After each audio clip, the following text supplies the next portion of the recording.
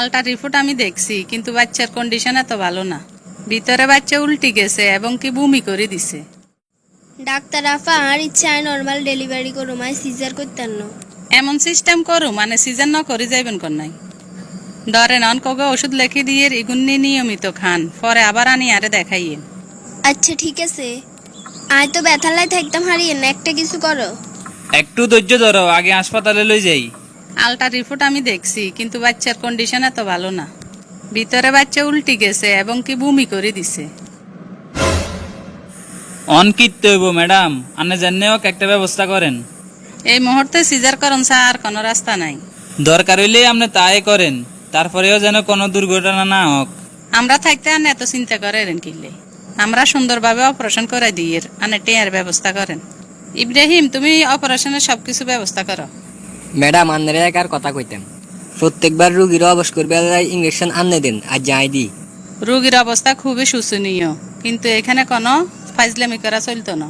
Madam আরে দেন না I একখানা শিখি হই। আচ্ছা ঠিক আছে, তুই যেন এত করি তাইলে দে।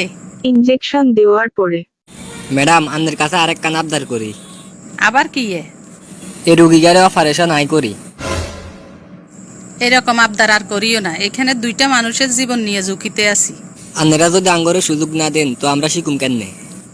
তুমি এখনো এই পর্যায়ে যাও নাই যে একটা রুগীর অপারেশন করি হেলাইবে। আন্নের হাতে পায়ে ধরি, আন্নে জানে হোক আরোগ্য সুযোগ দিন। এত করি যেন কর, একটা সুযোগ দি। আচ্ছা ঠিক আছে, তোরে একটা সুযোগ দিলাম। আজ যেরকম ভাবে অপারেশন করতাম তুই ঠিক এরকম ভাবে কাটবি। ঠিক আছে, আন্নে কোনো চিন্তা করিয়েন না, আরো সে ভরসা রাখেন। আচ্ছা ঠিক আছে, তুই কাট, আয়োগে কফি খাইলই।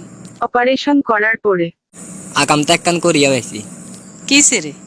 জীবনের প্রথম যাও একখান অপারেশন করলাম, রুগীর অবস্থা তো বালানো, পুরো শরীর কালো হয়ে গেছে, কাটা বেশ কমে গেছে, অন্তে কিছু বুঝিয়েন না। ও মাই গড, এ রুগী তো আর বাঁচান যাইত না। কিনলে তোরা অপারেশনের দায়িত্ব আন দিলাম, আয় হেতা করে অন কি বুঝ দিমু। আর এত বছরে শুনাম তুই এক মুহূর্তে নষ্ট করে দিলি। আন্নে জানে হোক এক ব্যবস্থা করেন। এই মুহূর্তে কি করা যায়? না, এই রোগী আর ইয়েনে রাখন যাইতো না, হরে আঙ্গ হাসপাতালের বদনামি হইব। হেতা করে কি কই বুঝ দিতাম। তুই কইতে তিন সাজাই গোজা যা কইতে হয় এটা আই কম। এতক্ষণ লাগে নি অপারেশন করতে? আঙ্গ রুগীর কি অবস্থা? আনেরা তো রোগীর অবস্থা শেষ করি আঙ্গ হাসপাতালে আনছেন, অনিগের অবস্থা তো বেশি বালানো, আনেরা ইগেরা বড় হাসপাতালে লই যান। কিয়ে করেন এগেন? আন্নে তো সাইসিন দিয়ে অপারেশন রুমে ঢুকেছেন, অন আবার এগেন কিয়ে কন?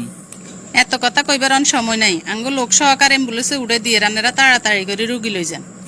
আই আগে আর রুগী চামু, তারপরে অন্য হাসপাতালে নেওয়ার চিন্তা করুম। চাইতে গেলে তো আমরা ধরা খাই যাই, কোনোভাবে রুগী দেখান যাইতো না। আনেরা অন রুগী চাইতেন হাইতে ন, অন্য হাসপাতালে নিবের হরে আনেরা রুগী চাইয়েন।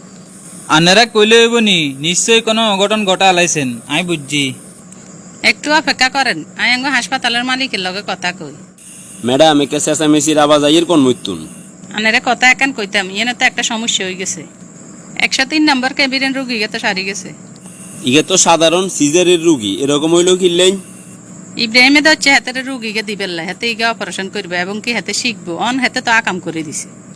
আপনারা বুঝের মানুষ কিনলে যে অবুঝের মতো কাম করেন কইতাম হাইতেন না।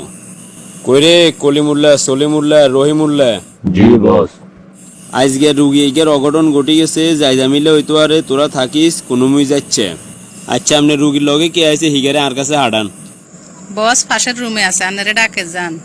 দেখেন ভাই, আপনারে সান্ত্বনা দেওয়ার ভাষা আঙ্গো জানা নাই। হায়াত মত আল্লাহ রাতে কিছু কিছু সিদ্ধান্ত মানি নেওয়া লাগে। আন্নেরা অন এটা কিল্লেই করেন? সোজা কথা, আপনার রুগীরে আমরা বাঁচাইতাম হারিনো, টিয়া পয়সা কত লাগবো কন, লাশ আর টিয়া লই সোজা বাড়ির যান গুইন। কোনো ধরনের যাই জামিলে হোক এটা আমরা পছন্দ করি না। আন্নে এটা কিয়ে করেন?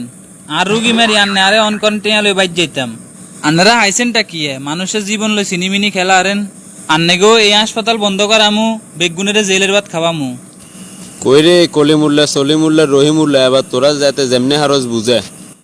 এতক্ষণ বউ ভাইয়ের কথা শুনছ, সোজা ডিগলের দিয়ে তালিমালি করবি, আব্দুর ভাঙি ঘর হতে আমি। এই চক্রের তু নাই একটা কৌশল করি বাড়িতে হইব। আচ্ছা ঠিক আছে, জিগে চলি যাবার ইগে তো চলি গেছে, ফিরিয়ে আইতো না আর কোনোদিন, আমরা আর মুখ খুলতেন না। এ তো তোর মাথাত বুদ্ধি আছে, বড় ভাই বালা মানুষ, আমরা কই দিমু 1 লাখ টাকা দি দিব। কি আরে এতে বুঝাইতে হাইছতি? এমন ঠেট দি কই দিছি, না বুঝি কোনায় যাইব। কোন কথার সে বুঝ লইছে? টিয়া 1 লাখ লই দিমু আর নেতুন এটার উপরে।